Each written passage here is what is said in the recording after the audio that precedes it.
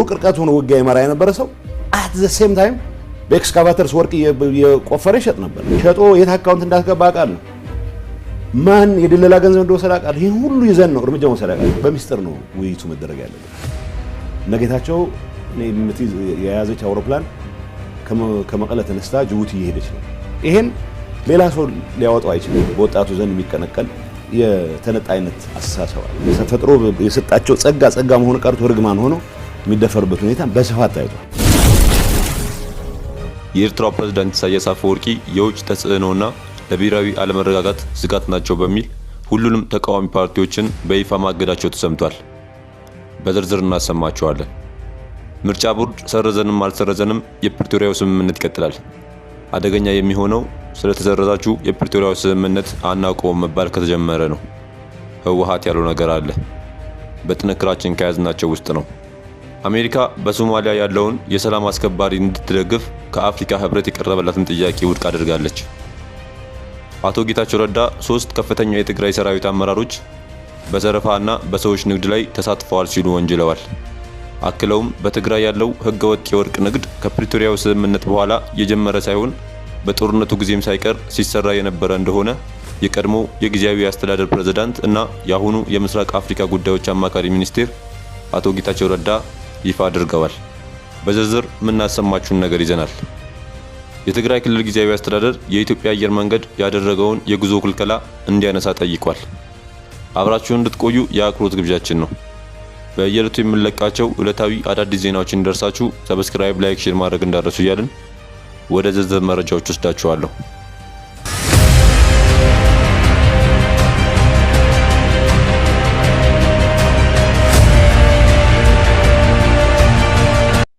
የኤርትራው ፕሬዝዳንት ኢሳያስ አፈወርቂ የውጭ ተጽዕኖና ለብሔራዊ አለመረጋጋት ስጋት ናቸው በሚል ሁሉንም ተቃዋሚ ፓርቲዎችን በይፋ አግደዋል። ኤርትራ የረሃብ ችግር እንዳላጋጠማት በመግለጽ የአሜሪካን የምግብ እርዳታ ሪፖርትን ውድቅ አድርገዋል። የዩኤስ ጄኔራል ማይክል እና ሌሎች በውስጥ ጉዳይ ጣልቃ ገብተዋል የተባሉት ሀገሪቱን ለቀው እንዲወጡ መጠየቃቸው ተዘግቧል። ይህ የኤርትራ ውሳኔ በዓለም አቀፍ ደረጃ መነጋገሪያ የሆነ ሲሆን በተለይ የአሜሪካው ጄኔራል ማይክል ኤርትራን ለቀው እንዲወጡ መጠየቋ ትልቅ አጀንዳ ሆኗል። ኢሳያስ አፈወርቂ በማንኪያ መመገብ የለብንም፣ ራሳችንን ችለን ለመኖርና ለህዝባችን ምግብ ዋስትና ለመስጠት እንፈልጋለን ማለታቸውን አፍሪካ ኢንሳይደር አስነብቧል። የኤርትራው ፕሬዝዳንት የምዕራቡ ዓለም የቀኝ ግዛት ኃይሎች በተለይም በቅርቡ በኢብራሂም ትራኦሬን በአሜሪካ ሴኔት ላይ ክስ የመሰረቱት የአሜሪካው ጄኔራል ሚካኤል ላንጌሌ የመንግስት ማዕድን ሀብት ለመቆጣጠርና ለመዝረፍ እየበዘበዙ መሆናቸውን ተናግረዋል። ለተራበ ሆድ ግድ የማይሰጡ ምዕራባውያን ሀያላን ሀገራት በአፍሪካ ነፃነትና ናፋቂ መሪ ሲነሳ አይወዱም። ከቻሉ በሴራ ካልቻሉ በጉልበት ለማውረድ ይነሳሉ። ምክንያቱም አፍሪካ በእነሱ ላይ ጥገኛ ሆና የምግብ ተመጽዋች እንድትሆን ስለሚፈልጉ። በማንኪያ መመገብ የለብንም፣ ራሳችንን ችለን ለመኖርና ለህዝባችን የምግብ ዋስትና ለመስጠት መትጋት ያስፈልጋል። እኛ ማድረግ ያለብን እንደ ሀገር ጠንክሮ በመስራት እና የምግብ ፍጆታ ማሟላት ነው።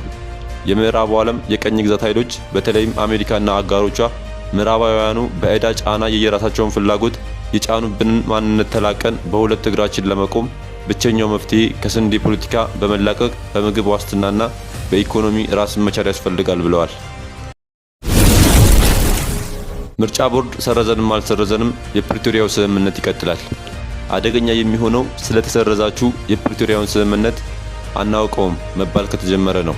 ህወሓት ምርጫ ቦርድ ለህወሓት የሰጠው ከፓርቲነት የመሰረዝ ቀን ዛሬ ያበቃል።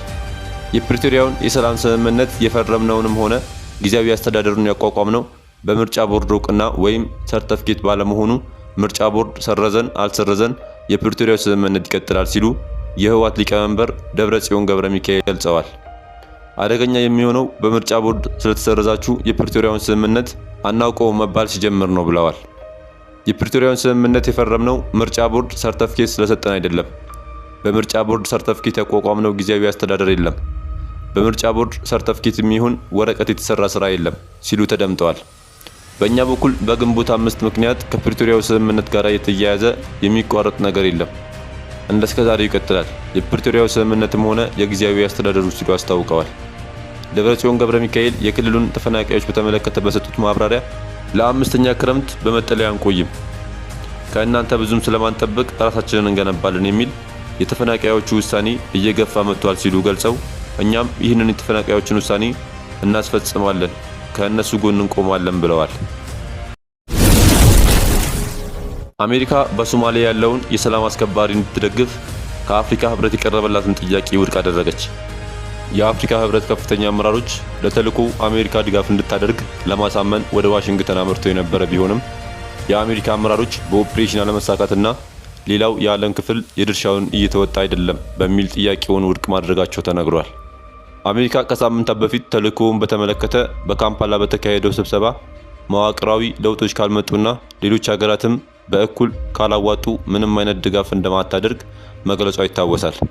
ከዚህኛው የህብረቱ ተልዕኮ በፊት በሶማሊያ የነበረው አቴምስ ያልተከፈለ ዕዳና ደሞዝን ጨምሮ የ100 ሚሊዮን ዶላር እጥረት ያጋጠመው ሲሆን አዲሱ ተልዕኮ ከአልሸባብ መጠናከርና ድጋፍ ማጣት የተነሳ ከባድ ፈተና እንደሚገጥመው ከወዲሁ ተሰክቷል። አቶ ጌታቸው ረዳ 3 ከፍተኛ የትግራይ ሰራዊት አመራሮች በዘረፋና በሰዎች ንግድ ላይ ተሳትፈዋል ሲሉ ወነጀሉ። የቀድሞው የትግራይ ክልል ጊዜያዊ አስተዳደር ፕሬዝዳንት አቶ ጌታቸው ረዳ 3 ከፍተኛ የትግራይ ወታደራዊ አመራሮች በወርቅ ቁፋሮና ንግድ የመንግስት ገንዘብ በመዝረፍ እንዲሁም በህገወጥ የሰዎች ዝውውር ላይ ተሳትፈዋል ሲሉ ወነጀሉ። አቶ ጌታቸው ረዳ ከፋና ቴሌቪዥን ጣቢያ ጋር ባደረጉት ቃለ መጠይቅ በስም ጠቅሰው የወነጀሏቸው 3 አመራሮች ብርጋዴር ጀነራል ምግበይ ኃይለ፣ ብርጋዴር ጀነራል ኃይለ ስላሴ ግርማይ እና ኮሎኔል ተወልደ ገብረ ትንሳኤ ናቸው። ትናንት ሰኞ ግንቦት 4 2017 ምሽት የተሰራጨው የቀድሞ የጊዜያዊ አስተዳደር ፕሬዝዳንት ክፍል 1 ቃለ መጠይቅ ስለ እርሳቸው የፖለቲካ ተሳትፎ አጀማመር፣ በትግራይ ክልል ስለተካሄደው ጦርነት፣ የህዝባዊ ወያኔ ሓርነት ትግራይ ህወሓት አመራሮችና የትግራይ ሰራዊት አዛዦች ፈጽመዋቸዋል ስላሏቸው ወንጀሎች የተዘረዘሩበት ነበር። እስካሁን የዋሸሁት ይበቃኛል፣ እስካሁን የታገስኩት ይበቃኛል ሲሉም እንዲህ ብለዋል። በትግራይ ያለው ህገወጥ የወርቅ ንግድ ከፕሪቶሪያው ስምምነት በኋላ የጀመረ ሳይሆን በጦርነቱ ጊዜም ሳይቀር ሲሰራ የነበረ እንደሆነ የቀድሞ ጊዜያዊ አስተዳደር ፕሬዝዳንትና የአሁኑ የምስራቅ አፍሪካ ጉዳዮች አማካሪ ሚኒስቴር አቶ ጌታቸው ረዳ ይፋ አድርገዋል። አቶ ጌታቸው ብዙ ሰው የወርቅ ንግድ የፕሪቶሪያው ስምምነት ከተፈራረመ በኋላ የጀመረ ይመስለዋል ያሉ ሲሆን ግን ጦርነቱም እየተካሄደ ንግዱ ነበር ብለዋል። እኔ የማምንበትን ትግል ነው ያካሄድኩት ብዬ አምናለሁ። በዛ በማምንበት ትግል ውስጥ የትግራይን ህዝብ አጀንዳ ይዘው የታገሉ ብዙ የጦር መኮንኖች አሉ። ለሰሩት ስራ ያለኝ ክብር በፍጹም አይቀንስም። ግን ደግሞ ገና ጦርነቱ በሺዎች የሚቆጠሩ ወጣቶችን ይበላ በነበረበት ወቅት ሳይቀር ምሽግ ለመቆፈር ብለን የወሰድነው ኤክስካቫተር ወርቅ ለመልቀም ይጠቀሙበት የነበሩ አዛዦችም ነበሩ ሲሉ አጋልጠዋል። ሲዋሹ በጣም ነው የሚገርመኝ ያሉት አቶ ጌታቸው እኔ እስካሁን የዋሸሁት ይበቃኛል፣ እስካሁን የታገስኩትም ይበቃኛል ብለዋል። አቶ ጌታቸው የኤርትራን ሰራዊትና ፍርሰው በሚል ዓላማ ዘመቻ የጀመረና ዘመቻውን የሚመራው አመራር ሰዎችን እያፈነ ገንዘብ ሲሰበስብ እንደነበር ተናግረዋል። ሰው ሲሸጡ የሚኖሩ ሰዎች አሉ። ኤርትራዊ መሸጥ ንብረት ነው። ቤተሰቦች አላቸው። ውጭ ሀገር የሚባሉት ሰዎች አካውንት እየተጠየቀ እያንዳንዱ ሰው በትንሹ $4000 እንዲያስገባ ተደርጎ 20 ሰው ካፈንክ $80000 ታስገባለህ። በዚህ የውጭ አካውንት ከፍተው በሺዎች የሚቆጠሩ ሰዎችን እየሸጡ እያገቱ ገንዘብ እንዲሰበስቡ የሚያደርጉ አመራር የሚሰጡ ከፍተኛ አመራሮች አሉ ብለዋል።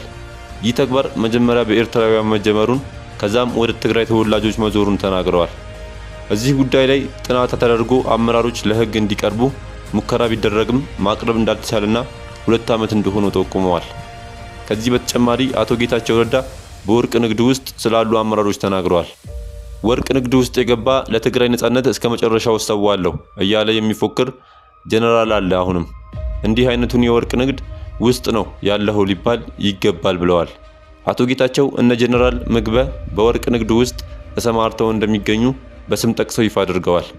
እነ ምግበ የሰሩት ጀግንነት የወጣት መስዋዕት መሰረት ተደርጎ የመጣ ጀግንነት ነው ያሉት አቶ ጌታቸው እነዛን ወጣቶች ለስደት በሚዳርግ ደረጃ ወደ ተራ የወርቅ ንግድ ገብተው ሲያበቁ የስርቆት ተግባራቸውን የትግራይ ግዛት አንድነት የማረጋገጥ አድርገው እየገለጹ እንደገና ይህን ወጣት ለሌላ መስዋዕትነት ሊዳርጉ እየተንቀሳቀሱ ነው ብለዋል።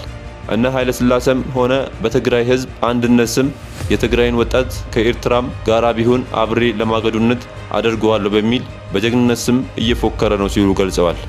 እነ ምግበ እነ ኃይለ ስላሴን በወንጀል የተነከሩ ሰዎች ናቸው ብለዋቸዋል። ድንገት ሰላም ቢፈጠር ተጠያቂ ሆናለሁ፣ አደጋ ውስጥ ገባለሁ ብለው ስለሚያስቡም ግርግር እንዳያልቅ አይፈልጉም ሲሉ ገልጸዋቸዋል። የትግራይን ህዝብ ወደ ሌላ ጦርነት ለማስገባት እያሰቡ እንደሆነ የጠቆሙት አቶ ጌታቸው የፌዴራል መንግስት ድንገት ውጊያ ይገጥመናል በሚል ስጋት ውጊያው ትግራይ ውስጥ እንዲካሄድ የሚያስችል ስትራቴጂ ቀይሰው እየተንቀሳቀሱ ነው ብለዋል። ሰላም መፈጠር አለበት። በኢትዮጵያም በኤርትራ መካከል ጦርነት መፈጠር የለበትም። የኤርትራ ህዝብ ለአደጋ መዳረግ የለበትም እምነቴ ነው። ግን መመረጥ ካለብኝ የትግራይ ህዝብ ድጋሚ የጦር አውድማ የሚሆንበት ሁኔታ እስከ መጨረሻው ድረስ እንዳይሆን እታገላለሁ ብለዋል። በዚህ ትግል እንቅፋት የሆኑት የወርቅ ንግድ ላይ የተሰማሩት ዘራፊዎች ናቸው ሲሉ ገልጸዋል። አክለውም ግንባር አዛዥ ነኝ ይላል፣ ወርቅ ሲዘርፍ ነው የሚውለው ብለዋል። በ2014 ወጣቶች በየግንባሩ ሲተናነቁ በርቀት ዳባት፣ ዳባርቅ፣ ሊማሊሞ ሆኖ ውጊያ ይመራ የነበረ ሰው በተመሳሳይ ሰዓት በኤክስካቫተር ወርቅ እየቆፈረ ይሽጥ ነበር ሲሉ ተደምጠዋል። የትግራይ ክልል ጊዜያዊ አስተዳደር የኢትዮጵያ አየር መንገድ ያደረገውን የጉዞ ክልከላ እንዲያነሳ ጠየቀ። የጊዜያዊ አስተዳደሩ ባህልና ቱሪዝም ቢሮ ለፌዴራል ቱሪዝም ሚኒስቴር በጻፈው ደብዳቤ ከፕሪቶሪያው የሰላም ስምምነት ወዲህ እንደ ትግራይ የተቋረጠውን የቱሪዝም እንቅስቃሴ ማነቃቃት፣ የተበላሸውን የክልሉን ምስል ዳግም መገንባት፣ ሰላምና መረጋጋት ማጎልበትና መሰል ስራዎችን እያከናወነ መሆኑን አውስተዋል። ጨምሮም ከመጋቢት ወር 2017 ዓ.ም ጀምሮ በክልሉ ውስጥ በተፈጠረው ስጋት የተነሳ ዓለም አቀፍ የጉዞ ማስጠንቀቂያ በመውጣቱ ወደ ትግራይ የሚደረገው የቱሪስቶች ጉዞ መቋረጡን ጠቅሷል። በቢሮ ምክትል ኃላፊ አቶ ኃይላይ በየነ የተጻፈው ይህ ደብዳቤ ሲቀጥልም ይሁንና በትግራይ ክልል የታየውን መረጋጋት ተከትሎ የቱሪስት እንቅስቃሴ መታየት በጀመረበትና ተስፋ በተፈጠረበት በዚህ ወቅት ደግሞ እንደገና ክልከላ እንደተደረገ አስረድቷል። ከቅዳሜ ግንቦት 2 ቀን 2017 ዓ.ም ጀምሮ ወደ ትግራይ የሚሄዱ ቱሪስቶችና የውጭ ፕሮጀክቶች ባለድርሻ አካላት በኢትዮጵያ ኤርፖርቶች እንዳይሳፈሩ ክልከላ እንደተጣለባቸው ገልጾም ምክንያቱ ግልጽ እንዳልሆነለት አስታውቋል። በመሆኑም ከሚመለከታቸው አካላት ጋር በመነጋገር ለችግሩ አስቸኳይ መፍትሄ እንዲደረግ ጠይቋል። ተመልካቾቻችን ለዛሬ ያዝንላችሁ ርዕሰ ጉዳዮች እዚህ ላይ ቋጨን። ላይክ፣ ሼር፣ ኮሜንት በማድረግ ለቻናላችን ድጋፋችሁን መግለጽ እንዳዘነጉ እያልን ከሌሎች መረጃዎች ጋር ደግመን እስክንገናኝ ቸር ያሰማን።